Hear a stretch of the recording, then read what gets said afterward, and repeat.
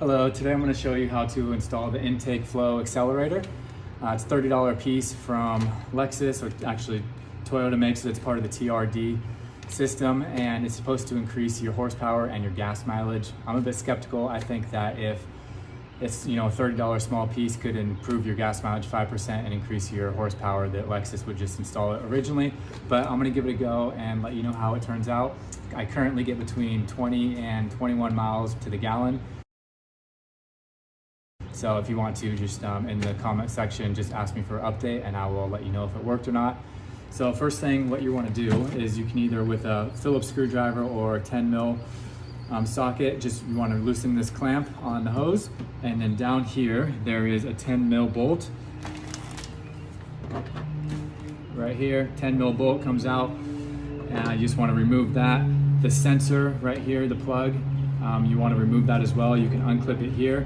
It's easiest just to take off this whole housing filter. I'm gonna do it just because later on I'm gonna remove this whole thing and clean out the sensor and the throttle body air and intake. So I have these CRC products. I'm gonna use the tutorial video by GX Bob. It's pretty good, and you can watch that as well to clean that out if you'd like to. It's supposed to do the same thing. It's supposed to increase your horsepower and give you better gas mileage. So I got my nice little gloves on. I just got back from a beautiful day at the salon, got my nails done, so I don't want to ruin that. So we'll get started. So remove this sensor here that goes to the air sensor, and there are 4 of these clips here, one here, one here, one here, one here. You want to remove that. So once you remove those 4 clips and this bolt and loosen this clamp, you'll be able to remove the top of the housing.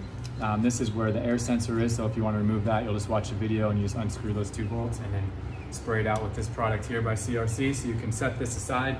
It's definitely easier to remove it rather than just fold it back. If you want more room, you can remove this housing to the relay. It's just 4 little push pins or whatever they're called, where there's one here, one here, one here, one here, and you just push it down and then you just pull these little tabs out. It's the same thing for the hood. So I already have the K&N filter. I don't know how much it was. It's probably $60 or $70, and it's supposed to last 3 times as long, but it's supposed to do the same thing. It's supposed to increase your horsepower and your gas mileage. So I went ahead and purchased that probably a year or so ago. I haven't noticed any difference. It's supposed to help a little bit, so I went ahead and bought that. And then, so once you get down into the housing itself, there's 2 13 mil bolts inside the housing, these bolts here. You just want a 13 mil socket or a wrench. You can remove those 2, and then there's one off to the side. So you want to remove that as well. Once you do, it just lifts up like so.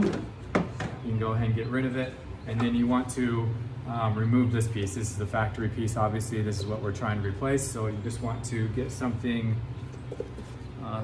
hard and small. That's what she said. So there's 2 tabs. There's 1 tab on each side, and what I did is I just pushed in on one side with the screwdriver and then pushed in with my finger and then popped it off. So you just want to do it on both sides. So once you get it off, you can get rid of that. I would wipe this down just because this is what's going to be sealed around the new piece. So wipe that down, set this aside. It's going to be in the way. We'll set it aside. And I want you to notice this notch up here. So you see that notch at the top? We got to be mindful of that once we're installing the new piece. So this is the new piece. I don't know. I mean, the hole is about the same as the original. I don't know what this is for because it was going down.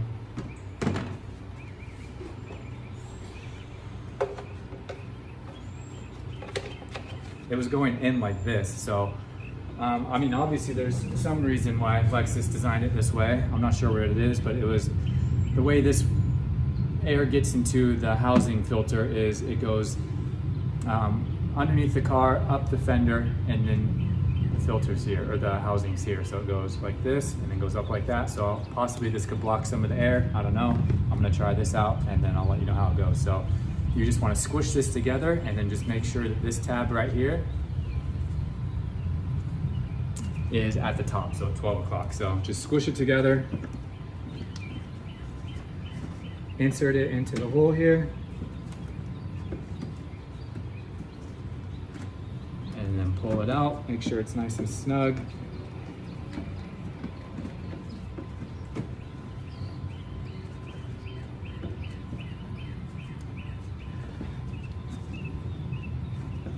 There's only one way to do it, but just make sure that that hole, the opening, is at the top. That way it fits in. So pull it nice and snug, and then you want to get your filter, your housing filter, and then just match it up like this. And then you're just gonna put it together the opposite way that you took it apart. Jam it in there nice and tight, and then we're good to go and put the 13 mil bolts back in the housing unit. And that's about it. So let me know if you have any questions.